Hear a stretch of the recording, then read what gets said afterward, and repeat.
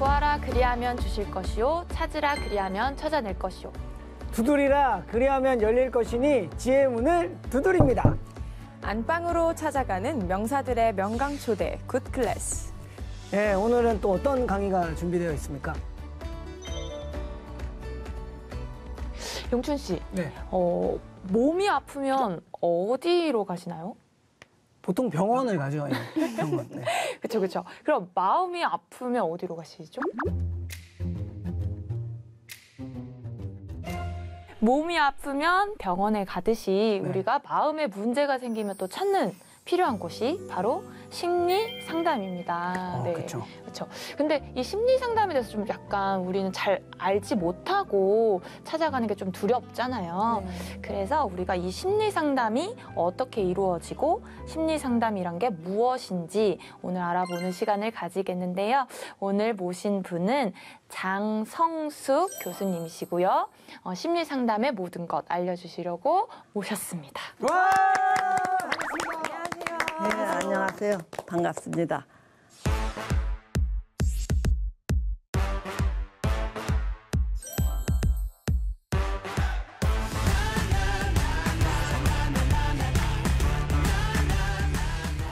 오늘날 현대인들은 이제 우리가 어느 정도 의식주는 해결이 됐잖아요. 네. 옛날에는 뭐 못 먹고 못 살 때에는 뭐 그런 거를 신경 쓸 겨를도 없었지만 이제 오늘날에는 많은 사람들이 자기 성찰을 하기 시작했고 이제 내면을 살피니까 여러 가지 문제 갈등들이 많아요. 그래서 뭐 누구나 할 거 없이 조금 불편하면은 야 이런 거를 어디 가서 누구에게 상의를 하면 좋을까 하면서 이제 떠올리는 사람이 정신과 의사나 네. 또는 상담자나 이래요. 그래서 이런 분들이 이제 조금 이렇게 불편하면 상담을 받으러 가고자 하는데 어떤 데 가면은 아무런 말도 없이 듣기만 하고 또 어떤 데 가면은 당신이 틀렸다. 이렇게 해야 된다. 이렇게 얘기도 하고 그러니까 이 상담이 도대체 뭐지? 하고 이렇게 많은 분들이 의아해하면서도 이런 거를 이렇게 좀 이렇게 아주 심플하게 어디에 가서 알 수 있는 기회가 별로 없는 것 같아요. 그래서 특히 이번 기회에는 심리 상담이란 어떤 건가 하는 거를 좀 역사적으로 우리가 좀 살펴봤으면 해요. 우선 이렇게 보면은 왜 이 심리 그 상담의 역사, 즉 발달사를 다루고자 하느냐 하면은 우리가 그 새로운 어떤 분야를 알고자 할 때에는 제일 직접적인 쉬운 방법이 그 역사를 먼저 이렇게 훑어보는 거예요. 그러면은 내가 주체자가 될 수 있어요. 능동적으로. 그래서 이런 분야는 이러이러한 그 흐름을 갖고 있었구나. 그래서 지금도 변화하는 것일 따름이구나 하고 알면은 그냥 무조건적으로 받아들이는 것보다 훨씬 주체적이 되고 또 시원하기도 해요. 그래서 간략하게 이제 심리 상담의 발달사를 살펴보는데 과거로부터 18세기 초까지 어떠한 그 이제 우리 마음의 질병이 생기면은 어떠한 접근법을 썼느냐 하면은 귀신 추방법을 썼어요. 귀신 들렸다고? 엑소시스트네. 예. 그래서 이게 이제 서양 심리 상담이 서양에서 발달돼 있기 때문에 이걸 이제 서양을 기준으로 이런 것들을 이렇게 살펴보는데 사실 우리 한국에서는 불과 한 40-50년 전만 해도 그때 뭔가 집안에 실성한 사람이 나타나면은 그 점쟁이를 찾아가거나 무당을 찾아가서 푸닥거리를 했거든요. 이제 이러한 굿을 한다든가 푸닥거리를 하는 거를 서양 사회에서는 이제 18세기 고대로부터 18세기 초까지 귀신 추방법을 썼어요. 왜 하고 많은 방법 중에서 귀신 추방법을 썼느냐 하면은 원인을 악령으로 봤기 때문이에요. 악령. 악령으로.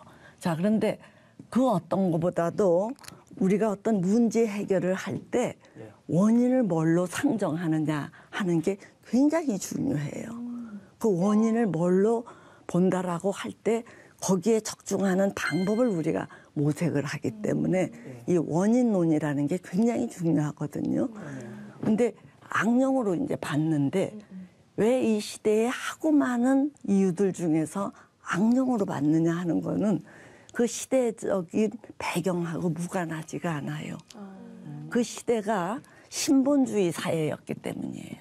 신본주의? 예, 그러니까 모든 것을 신을 중심으로 설명을 하려고 했던, 그러니까 이제 종교가 굉장히 강세를 펼치던 그런 사회였다는 거예요. 자, 그래서 이제 신본주의 사회였기 때문에 원인을 이제 거기와 이렇게 연결시켜서 신의 저주를 받아갖고 악령이 씌웠다. 그러면은 그 사람이 이 제정신을 못 차리고 악령에 의해서 휘둘린다. 이렇게 봤던 거예요. 자, 그래서 귀신 추방법을 썼는데 이제 뭐 목사님이나 신부님 이런 분들이 가서 십자가의 이름으로 악령을 떼놓으라. 뭐 이런 식의 접근법을 썼는데 이 인류 사회에서 18세기가 굉장히 중요해요. 왜 중요하냐 하면은 이 신본주의가 흔들리기 시작한 게 18세기라는 얘기예요. 그래서 이제 각 이 왕들이 자기네 세력을 구축하거나 또 과학이 이제 등장이 되면서 무조건적인 믿음을 강조하는 이 종교에 도전을 가해요. 그래서 이제 18세기에는 이 전 세계적으로 약간 흔들흔들하면서 이 모랄 무브먼트라고 하는 이런 것들이 이제 등장이 돼요. 그래서 18세기 초까지는 귀신 추방법을 썼지만 18세기 중엽에는 이런 신본주의가 좀 흔들리면서 과학주의로 바뀌어요. 그러니까 이제 신의 가장 중요한 자리에 신이 위치를 하고 있었는데 그게 과학으로 밀려나는 거예요. 이 과학이 득세를 한 거예요. 그러니까 그 시대에 걸맞게 원인을 뭘로 보느냐 하는 것도 바뀌어요. 자연으로 보기 시작해요. 네. 자연. 자, 그러면 많은 분들이 아니 과학과 자연이 무슨 관계가 있나 이렇게 이제 생각하시기 쉬운데 잘 생각해 보셔요. 과학이라는 거는 그 이제 연구 대상이 휴먼 비잉, 사람이냐 환경, 네이처냐예요. 그래서 철학에서는 사람을 연구 대상으로 삼고 과학에서는 네이처, 환경을 연구 대상으로 삼아요. 뿐만 아니라 연구 방법을 이렇게 철학적으로 사변을 하거나 직관적으로 이렇게 총체적으로 하는 게 아니라 굉장히 엄밀하게 관찰을 통해서 또 객관적인 방법으로 이렇게 연구 방법을 할 때 이제 그렇게 연구 방법을 하는 게 이 과학이에요. 그래서 과학이라는 것은 연구 대상이 휴먼 비잉, 사람이 아니라 네이처다. 또 연구 방법이 주관적인 방법이 아니라 객관적인 방법이다. 그래서 이 두 조건을 이제 갖추는 게 과학인데 거기에 걸맞게 원인을 자연으로 이제 유행이라는 게 그렇게 영향력이 세요. 그런데 자연인데 별로 삼았어요. 질병의 원인을 별로. 그거 지금 생각하면 좀 웃기죠? 우리는 점을 칠 때 사주를 갖고 점을 치죠. 생년월일에 시. 예. 근데 이제 맞아요. 그러니까 서양인들은 이제 전통적으로 별점을 쳤다는 얘기예요. 그러니까 얘네들이 쉽게 내 별이 있는데 별과 나 사이에는 마그네틱 플루이드, 자장이 흐르고 있는데 그 자장에게 교란이 생겼을 경우 이게 균형을 잃고 횡설수설한다. 이렇게 봤던 거예요. 굉장히 과학적이지 과학적인데 않지 않아? 비과학적이네요. 뭐 어쨌든 자기장 얘기하면서 과학적인데 어떻게 보면 자연스러운 사고의 이동이 그렇게 전개돼요. 그래서 그 질병의 원인을 자연으로 봤기 때문에 거기에 걸맞는 치료법이 자장 치료가 나와요. 그래서 이제 이 자장 치료라는 것은 오늘날 기치료와 이렇게 유사한 것 같은데 이제 기치료라는 것도 강력한 기를 가진 사람이 허약한 기를 가진 사람에게 뭔가 기운을 불어넣듯이 이때도 이제 강력한 자장력을 가진 사람이 이 교란된 자장에 의해서 그 횡설수설하는 사람의 자장을 바로 잡아주는 식의 자장 치료를 해요. 신기하네. 그래 이렇게 이제 시대 정신에 따라서 바뀌어요. 예. 자, 그런데 이것이 19세기 초에 와서는 이 과학주의도 이제 조금 변화를 또 맞이해요. 이제 과학이 굉장히 신의 자리를 대신해서 왕성한 그 유세를 떨쳤는데 이것도 조금 지나가다 보니까 이 과학이 뭘 위한 과학이겠어요? 사람. 그렇죠. 사람을 위한 과학이에요. 그러니까 이 시대 정신이 인본주의로 바뀐다는 얘기예요. 자, 인본주의로 바뀌니까 거기에 걸맞게 원인론이 대폭 수정이 되는데 이때 사람들은 뭐 때문에 우리가 이렇게 횡설수설하고 고통을 겪을까? 심리적인 고통을. 그거는 다름 아니라 경험 때문이다. 이렇게 보기 시작해요. 자, 경험 때문이라니 이게 무슨 얘기냐? 이게 뭐냐 하면은 우리가 여러분들이 어떤 사람은 그 물을 굉장히 싫어해요. 예. 그래서 너 왜 그렇게 물을 싫어하니? 그러면 몰라. 그렇지만 물이 싫어. 이래요. 그래서 왜 이 사람이 이렇게 물을 싫어하게 됐는가 하는 거를 자세히 훑어보니까 옛날에 목욕탕에 가서 빠진 적이 있다든가 그러면 그때의 공포가 내재되어서 자기도 모르게 물을 꺼려해요. 그러겠네요. 예. 여러분들도 뭐 개에게 한번 물린 적이 있거나 아주 어렸을 때 그러면 개가 어때요? 무서워요. 너무 무섭죠? 네. 바로 이제 이렇듯이 그렇지만 본인은 너무 어렸을 때 벌어진 일이기 때문에 개에게 물렸다라는 걸 잊어요. 그렇지만 개는 무서워요. 자, 그래서 경험이 원인이 된다. 그런데 본인은 자각을 못하기 때문에 무의식화되어 있는 이제 경험이다 이거예요. 그래서 이 당시 나타났던 치료는 뭐냐면 그 사람은 잊었지만 그 사람의 무의식에 들어가서 그 경험을 이렇게 조금 새롭게 조정을 하거나 핸들링 해주면은 이게 질병에서 벗어날 수 있지 않겠느냐 이렇게 보기 시작하는 거예요. 그래서 체면 맞아요. 잘하시네. 체면 치료가 나타나요. 상담 가세요? 그러니까 너무 잘하시는데? 찍었습니다. 이때 사람들은 굉장히 희망을 가진 거예요. 심리 치료에 대해서. 됐다 이제. 네, 됐다 하고 이제. 칠 수 있다 이제. 자, 악령으로 볼 때는 우리가 그냥 이 기도하는 일뿐이 할 게 별로 없었어요. 물러가라. 그런데 사실 별은 너무 멀리 있잖아요. 그러니까 이 별도 조금 외부에 있으니까 깝깝하던 차에 경험에 있다. 즉 내부로 끌어들이니까 야, 이게 무의식화되어 있는 경험. 그게 질병의 원인이 되니까 요거는 잘 컨트롤하면은 될 수 있겠다. 이게 그래서 굉장히 희망차게 체면 치료가 이제 열렸고 사람들이 너도 나도 이거를 해요. 그래서 다양한 체면 치료 학파가 등장해요.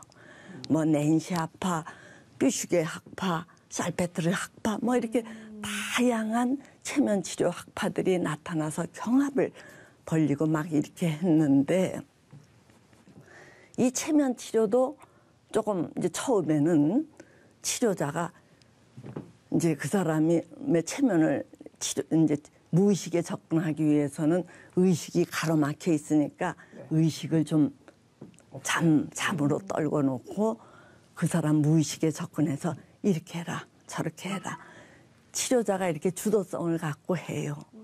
그런데 그 사람을 체면에 걸어놨는데 이 사람이 그 속에서 치료자가 뭘 물으면은 주저리 많은 얘기를 해요. 근데 그 내용이 의식하고 있기에는 너무 껄끄럽고 칙칙한. 예를 들면 내가 어렸을 때 삼촌이 나를 이렇게 추행을 했다. 또는 뭐 너무나 끔찍한 살인 사건이 있었다든가 이러는 것들이 막 나와요. 그러니까 치료자가 상세히 얘기해봐라. 상세히. 그러면 이제 막 묻는 대로 답변을 하고 나서는 깨어났을 때 뭔지 모르지만 속에 있던 게 쑥 빠져나간 것 같다. 그렇게 하면서 시원하고 후련해지. 후련하다. 이렇게 하는데 그와 동시에 좀 전에 알았던 증상이 없어지는 거예요. 그러니까 이게 초기의 체면 치료는 치료자가 주도성을 갖고 이렇게 해라 저렇게 해라 너 다시는 그딴 얘기하지 말아라 또는 똑바로 걸어라 이렇게 명령을 주어서 치료를 했었는데 이게 아니라 그 사람의 무의식에 있는 칙칙한 그런 이야기를 충분히 토로하게끔 하면은 증상이 나아지네. 이렇게 되면서 자꾸 토로하게끔 하는 치료가 19세기 중엽에 발달돼요. 정화치료. 정화치료. 정화치료가 이제 나타나게. 되는구나. 그래서 정화라고 이 당시 체면의 목적은 치료자가 이래라 저래라가 아니라 네가 마음 놓고 얘기해라. 이렇게 되는 거예요. 그렇게 되면서 이제 요거는 다시 인본주의도 여전히 지속되고 경험, 무의식화되어 있는 경험 이런 것들을 이제 없애주는 이제 그걸 희석시키는 이게 강조됐는데 이게 조금 더 가서 프로이드가 20세기 초에 정신분석을 제시해요. 자, 정신분석에서는 이건 이제 다 그대로 가는데 정신분석에서는 굳이 어떤 사람은 체면에 안 걸려요. 또 체면을 거는 사람이 도덕적으로 그 일을 이용할 수도 있고 또 체면 하에서 토로해냈는데 그게 의식으로다가 연결이 안 되니까 내가 언제 그런 얘기를 했어? 나 기억이 안 나. 뭐 이런 식의 이제 여러 가지 부작용이 나니까 그 사람을 체면에 떨어뜨리지 않고 속에 있는 것들을 토로하게끔 하는 기법이 발달되는데 그게 자유연상법이에요. 사람은 자꾸 말을 하면은 결국은 자기 주제, 자기 속에 있는 걸 다 끄집어내니까. 그래서 그런 자유연상법 또는 꿈분석 이런 걸 통해서 그 사람의 내부의 이 forget, 이 망각시켜 놓은 많은 것들을 토로하니까 많은 증상이 해결이 되는 거예요. 그래서 정신분석이 굉장히 히트를 쳐요. 자, 이게 이제 정신분석이 굉장히 히트를 치면서 지금까지 그 전까지 있었던 많은 치료법들은 그냥 과거의 뒷페이지로 넘어가요. 그러면서 이제 정신분석이 이 모든 심리치료의 아버지가 되어요. 그러니까 정신분석이 굉장히 파워풀해졌어요. 그래서 오늘날 이제 우리가 치료에 대해서 또는 상담에 대해서 공부를 하는 사람은 정신분석부터 이제 시작을 하는 거예요. 자, 정신분석부터 시작을 하는데 정신분석이 굉장히 사람에 대한 이해를 심화시켰기 때문에 이거를 따라갈 만한 접근법이 쉽사리 나오지는 않아요. 그래서 정신분석이 상당히 이제 정말 지배를 했었는데 이게 미국에 가서는 미국이라는 나라는 아주 실용주의를 강조하는 프래그마티즘이 굉장히 강조되는 사회예요. 그러니까 정신분석에 이제 너무 이게 강조되니까 여기에 반발해서 나타나는 게 행동치료가 나타나요. 자, 정신분석이 기리야 오리야 하고서 자꾸 무의식을 이해하는 쪽으로 빠져들어가니까 그거에 식상한 사람들이 야, 그 너무 골머리 아프다.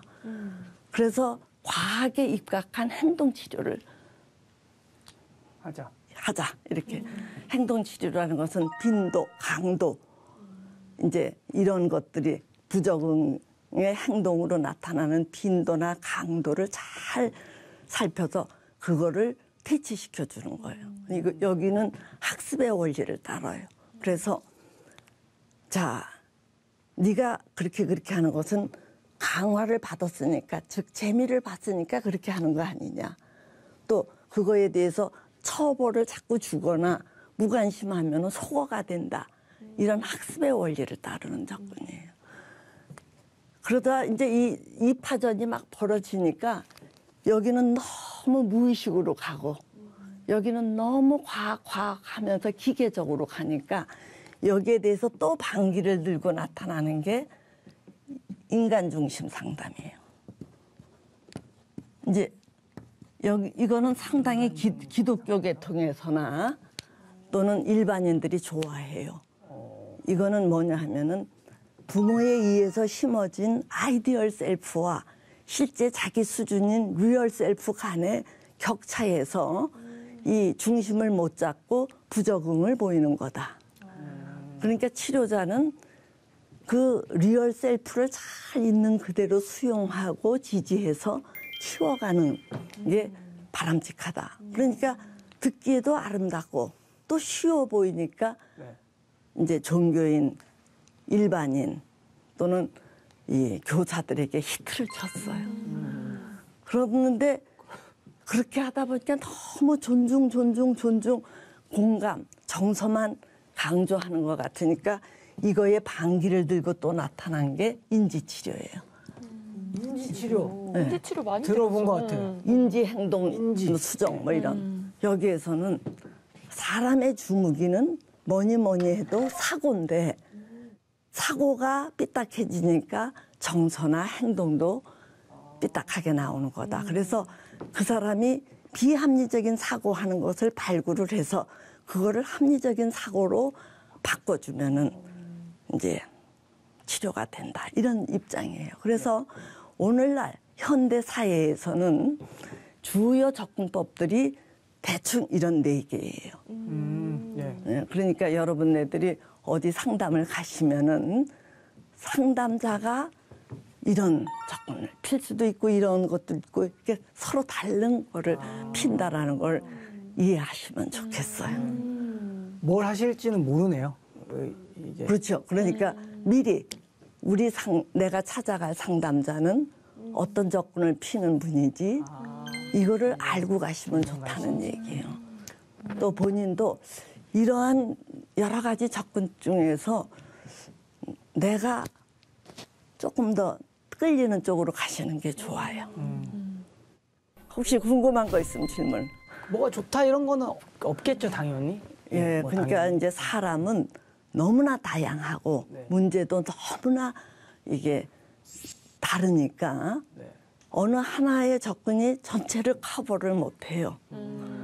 그래서 이거의 장단도 있고 이거의 장단도 있고 그래서 내 질병은 어떠한 접근법에 더 적합한지 이런 것들을 아시고 가시면 훨 좋습니다. 실패 확률이 그만큼 줄어드니까. 그러네요. 예. 혹시 또 다른 질문은? 저 궁금한 게 요즘에 심리 상담 이런 거에 대해서 사람들이 관심이 많은데 예전에는 다 뭐 정말 무슨 진짜 누가 봐도 이렇게 정신적으로 문제가 있어 보이는 사람들만 받는 느낌이었는데 별 그렇게 없는 것 같은데도 이렇게 받는 그런 분들도 있나요? 목적이 정말 증상을 퇴치하기 위해서 가는 분도 있고 자기 성장을 위해서 멘토처럼 상담자를 생각하고 가는 수도 있고 그래요. 굉장히 다양해요. 조금 더 상세한 거는 다음 시간에 좀 더 자세한 그 말씀을 드리도록 하겠습니다. 예, 감사합니다. 감사합니다.